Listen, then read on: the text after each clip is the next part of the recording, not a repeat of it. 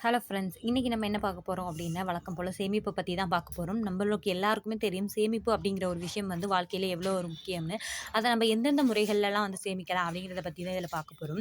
அதாவது நம்ம வருங்காலத்துக்காக நம்ம எத்தன பெர்சன்டேஜ் வந்து நம்ம சேமிக்கணும் கண்டிப்பா. எத்தன பெர்சன்டேஜ் சேமிச்சா நமக்கு வந்து ரொம்ப நல்லது அப்படிங்கிறத பத்தி தான் பார்க்க போறோம். ஃபர்ஸ்ட்டு வந்து வருமுன் காப்பது அப்படிங்கிறது நமக்கு நல்ல சிறந்தது அப்படின்றது நம்ம எல்லாருக்கும் தெரிஞ்சது. நெறைய இடங்கள்லயே படிச்சிருப்போம். ஸோ அப்படிப்பட்ட ஒரு விஷயம் வந்து பார்த்தோம் அப்படின்னா, சேமிப்பு தான் நமக்கு வந்து சொல்லணும். இந்த பழமொழிக்கு ஆப்ட்டான ஒரு விஷயம் தான். நம்மளுக்கு சேமிப்பு அப்படிங்கிற ஒரு விஷயம் தான் நமக்கு கஷ்டம் வரும்போதும் சரி, எந்த ஒரு நல்ல விஷயங்களா இருந்தாலும் சரி, இல்ல கெட்ட விஷயங்களா இருந்தாலும் சரி, நமக்கு சேமிப்பு அப்படிங்கிற ஒரு விஷயம் இருந்தது அப்படின்னா, அந்த நேரங்கள்ல வேற யாருமே நமக்கு உதவ மாட்டாங்க. எவ்வளோ க்ளோஸானவங்களா இருந்தாலும் சரி, நமக்கு உதவ மாட்டாங்க. நமக்கு இந்த சேமிப்பு அப்படிங்கிற ஒரு விஷயம் தான் கை குடுக்கும். ஸோ அப்படிப்பட்ட சேமிப்ப வந்து ஒரு மனுஷன் வந்து கண்டிப்பா, அதாவது மனிதனா பிறந்த எல்லாருமே வந்து கண்டிப்பா அவசியம் சேமிக்கணும். எந்தெந்த முறைகள்லாம் சேமிக்கலாம் அப்படின்னு பார்த்தோம் அப்படின்னா, வருமானம் பிளஸ் சேமிப்பு அப்புறம் தான் வந்து நம்ம செலவு பண்ணணும். நமக்கு தேவையான செலவுகள்லாம் பண்ணிட்டு நம்ம சேமிக்கலாம் அப்படின்னு நம்ம நெனைச்சோம் அப்படின்னா, கண்டிப்பா நம்ம முடியவே முடியாது. நெறைய பேர் அனுபவபூர்வமா பார்த்துருப்போம். பிளஸ் நம்ம வீடியோகள்லயே நெறைய இடங்கள்லயும் நம்ம சொல்லியிருப்போம். இப்போ வந்து நம்மளுடைய வருமானம் 100% அப்படின்னு வச்சுக்கிட்டோம் அப்படின்னா, நம்ம எவ்வளோ சேமிக்கலாம் அப்படின்னு பார்த்தீங்கன்னா, இல்ல 50% இல்ல 30% வந்து நம்ம சேமிக்கலாம். 50% அப்படிங்கிறது வந்து ரொம்பவே நல்லது. 30%ங்கிறது ஓகே தான். செலவு வந்து ஒரு 50%க்குள்ளார நம்மளால கண்ட்ரோல் பண்ணிக்க முடிஞ்ச அளவுக்கு கண்ட்ரோல் பண்ணிக்கிறது ரொம்பவே நல்லது. ஒரு ஃபார் எக்ஸாம்பிள் நமக்கு வந்து ஒரு 10,000 தான் நமக்கு சம்பளம் அப்படிங்கிறப்போ, ஒரு ரூ. 5,000 வந்து நம்ம செலவுக்காகவும், இன்னொரு ரூ. 5,000 வந்து நம்ம சேமிப்புக்கும் வச்சுக்கிறது ரொம்பவே நல்லது. அப்படிப்பட்ட சேமிப்ப வந்து என்ன பண்ணணும் அப்படின்னா, பிரிச்சு முதலீடு செய்ய தெரிஞ்சிருக்கணும். நம்ம சேமிச்சாலும், அத ஒரே இடத்துல போட்டு டம்ப் பண்ணி வைக்காம, நம்மளோட தேவைகள் அறிஞ்சு வந்து சேமிக்கணும். அதையும் வந்து பிரிச்சு சேமிக்கணும். ஏன் அப்படி சொல்றேன் அப்படின்னா, நமக்கு கஷ்டப்படுற டைம்ல நமக்கு நம்ம ஒரு சேமிப்பு இருந்து நமக்கு யூஸ் ஆகல அப்படின்னா, அது வேஸ்ட்டு தான். ஸோ, நமக்கு சேமிச்சும் பயனில்லாததா போயிடும். ஸோ, நமக்கு என்ன தேவை அப்படிங்கிறத தேவை அறிஞ்சு நம்ம எப்பயுமே முதலீடு பண்ண தெரிஞ்சிருக்கணும். அத வந்து பிரிச்சு முதலீடு பண்றது எப்படி அப்படின்றது நம்ம தெரிஞ்சிருக்கணும். இப்போ நம்ம ஒரு ரூ. 5,000 சேமிக்கிறோம். ஒரு ரூ. 5,000 வந்து நம்ம மத்த செலவுகளுக்கு வச்சுக்கிறோம் அப்படிங்கையில, அத வந்து gold, future, emergency fund, medical, so அந்த மாதிரி எல்லாமே நம்ம வந்து ஒரு வாழ்க்கையில நமக்கு தேவையான என்னெல்லாம் நம்மளோட இது இருக்குதோ, அதுக்கு தகுந்தாப்புல எல்லாத்துலயுமே வந்து நம்ம வந்து பிரிச்சு கொஞ்சம் கொஞ்சமா முதலீடு பண்ணி வச்சுக்கணும். ஏன்னா, நமக்கு கோல்டு அப்படிங்கிறப்போ நம்ம சீட் போட்டு வச்சுக்கலாம். ஏன்னா, கோல்டு அப்படிங்கிறது ஒரு நடுத்தர ஃபேமிலியில இருக்க எல்லாருக்குமே வந்து தெரியும். கோல்டு ஒண்ணு தான் வந்து நமக்கு ரொம்ப ஒரு யூஸ்ஃபுல்லா இருக்கும். நம்மளுடைய எல்லா கஷ்டங்கள்லயுமே வந்து யூஸ் ஆகுறது அது ஒண்ணு தான். நம்மளோட பண தேவைகள் எல்லா விதமான இதுக்குமே நமக்கு ஒரு ஒரு பக்கபலமா இருக்கும். ஒரு நடுத்தர ஃபேமிலிக்கு ஒரு முதுகெலும்பு மாதிரின்னே சொல்லலாம். கோல்டு இருந்தது அப்படின்னா, ஒரு தைரியமே நமக்கு கிடைக்கும்.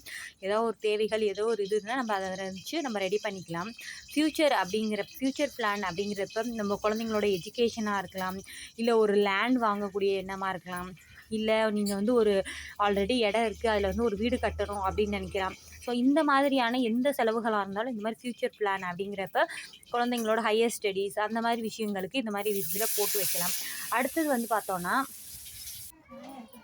இந்த மாதிரியான நம்மளோட ஃப்யூச்சர் பிளான்களுக்காக நம்ம சேமிக்கலாம். இது மட்டும் இல்ல, இன்னும் வேற என்ன வேணா இருக்கலாம். ஸோ அந்த மாதிரி தேவைகளுக்கு ஒரு ஃபார் எக்ஸாம்பிளுக்கு நான் சொல்லியிருக்கேன்.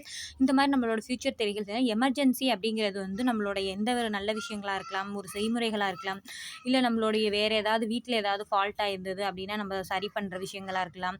அதாவது நமக்கு அன்றாட தேவைப்படக்கூடிய ஒரு விஷயத்துல வந்து ஏதாவது தடங்கல்கள் ஏற்படும்போது, நமக்கு டக்குனு அத சரி பண்ணணும் அப்படின்ற மாரி விஷயங்கள் ஏன்னா இப்ப எல்லார் வீட்லயும் வண்டி இருக்கு. இப்ப வண்டியில ஏதாவது பிரச்சனைகள் வரலாம்.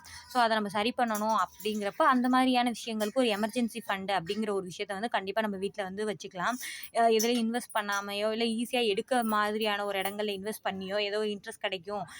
வேணுங்கிறப்ப எடுக்கவும் முடியும் அப்படின்னு நம்ம இருந்தது அப்படின்னா, நீங்க அந்த மாதிரி நார்மலா எஸ்பி, அதாவது நம்மளோட சேவிங் அக்கவுண்ட்ஸ் பேங்க்கா இருக்கலாம், இல்ல போஸ்ட் ஆஃபீஸா இருக்கலாம். இந்த மாதிரி விஷயங்கள்ல நம்ம எமர்ஜென்சி ஃபண்ட் அப்படின்ற ஒரு விஷயம் போட்டு வச்சுக்கலாம். நம்ம தேவைக்கு டக்குன்னு எடுத்து யூஸ் பண்ற மாரி. ஏன்னா எல்லா விஷயங்களையுமே வந்து நம்ம தாமதப்படுத்த முடியாது. அப்புறம் பண்ணிக்கலாம் அப்படின்னு சொல்லி நிறுத்தி வைக்க முடியாது. ஒரு சில விஷயங்கள்லாம் கண்டிப்பா பண்ற மாரி இருக்கும் இல்லையா? ஸோ அந்த மாரி விஷயங்களுக்கு நம்ம யூஸ் பண்ணிக்கலாம். அடுத்தது பார்த்தோம் அப்படின்னா, மெடிக்கல் செலவு. அந்த இதுக்கெல்லாம் வந்து நம்ம ஒரு எல்ஐசி ஸ்கீம் மாரி நம்ம எடுத்துக்கலாம். நெறைய விஷயங்கள் இருக்கு. கவர்மெண்ட்லயே நெறைய விஷயங்கள் இருக்கு. நம்ம மினிமம் ₹1000 ₹500 320 ரொம்ப மினிமமான ஒரு விஷயங்கள்லேருந்து கட்டுற மாரி நெறைய விதமான எல்ஐசி பாலிசிஸ்லாம் இருக்கு. ஸோ அந்த மாரி ஒரு எல்ஐசி பாலிசி கூட நம்ம வந்து எடுத்து வச்சுக்கிறது ரொம்பவே நல்லது. மெடிக்கல் எமர்ஜென்சிக்கு அப்படின்னு சொல்லிட்டு இந்த மாதிரி நம்ம சேமிக்கக்கூடிய இதை வந்து பிரித்து வந்து நம்ம சேமித்து வச்சுக்கணும். அதாவது நம்மளோட வாழ்க்கையில் தேவைப்படக்கூடிய எல்லா இடங்கள்லையுமே நமக்கு அது யூஸ் ஆகுற மாதிரி நம்ம சேமிக்கணும். நமக்கு அவசரம் அப்படிங்கும்போது நம்ம சேமித்து வச்சுருக்கோம், பட் எனக்கு தேவை அப்படிங்கும்போது அது கிடைக்கல அப்படின்னா அதுவுமே நமக்கு வந்து யூஸ்லெஸ் தான், வேஸ்ட்டு தான் நமக்கு. ஸோ அதனால் நம்ம பிரித்து முதலீடு பண்ண தெரிஞ்சிருக்கணும். எப்பயுமே வந்து சேமிப்பு வந்து 50, 30, 20 இந்த மாதிரி பர்சன்டேஜில் சேமித்து வச்சுக்கிறது ரொம்பவே நல்லது. அதான் சேமிப்பு அப்படிங்கிற ஒரு விஷயத்த மட்டும் நம்ம விட்டுறக்கூடாது, அதுதான் ரொம்ப முக்கியம்.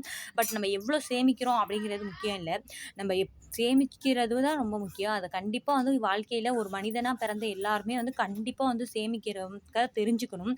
நம்மளுக்கு வந்து இப்போ வருமானம் பத்தலை, எனக்கு போதியதா இல்லை அப்படின்னா நம்ம வருமானத்தை பெருக்கிறதுக்கு தான் நம்ம வழி பார்க்கணும்.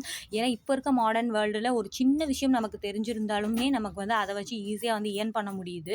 ரொம்ப வந்து சிம்பிளாக ஆயிடுச்சு இப்போ மணி ஏர்ன் பண்ணுற அப்படிங்கிற ஒரு விஷயம் வந்து. நம்மளோட மாடர்ன் வேர்ல்டில் நிறைய விஷயங்கள் ரொம்ப ஈஸியாகவும் ரொம்ப மக்களுக்கு போய் ஈஸியாக வந்து ரீச் ஆயிடுது. ஸோ நம்மளுக்கு வருமானம் பத்தலை நம்ம சொல்லிட்டு இல்லாமல் நம்ம அதை வந்து அதிகப்படுத்துறதுக்கு என்ன பண்ணணுமோ அதை பண்ணணும். இல்லை எனக்கு போதுமானதாக இருக்குது அப்படின்னா அதை சேமிப்பதற்கான வழிகள் என்ன, எந்தெந்த வழிகளில் நம்ம சேமிக்கலாம், நம்மளுடைய தேவைகள் என்ன அப்படிங்கிறத அறிஞ்சு சேமிக்க வந்து ட்ரை பண்ணுங்கள். இந்த மாதிரியான யூஸ்ஃபுல்லான வீடியோக்கு நம்ம சிக்னிசா சேனலை மறக்காமல் சப்ஸ்கிரைப் பண்ணி பக்கத்தில் இருக்க பெல் பட்டனை கிளிக் பண்ணி அதில் ஆளுங்கிற ஆப்ஷனை செலக்ட் பண்ணிக்கிங்க அப்படின்னா நம்ம போடக்கூடிய ஒவ்வொரு வீடியோக்கான நோட்டிஃபிகேஷன் உங்களுக்கு உடனே வரும். அதன் மூலியமாக நம்ம வீடியோஸை நீங்கள் மிஸ் பண்ணாமல் பார்க்கலாம். இந்த மாதிரியான யூஸ்ஃபுல்லான இன்னொரு வீடியோவில் பார்க்குறோம். அது வரைக்கும் Tata bye from Signisha. Thanks for வாட்சிங்.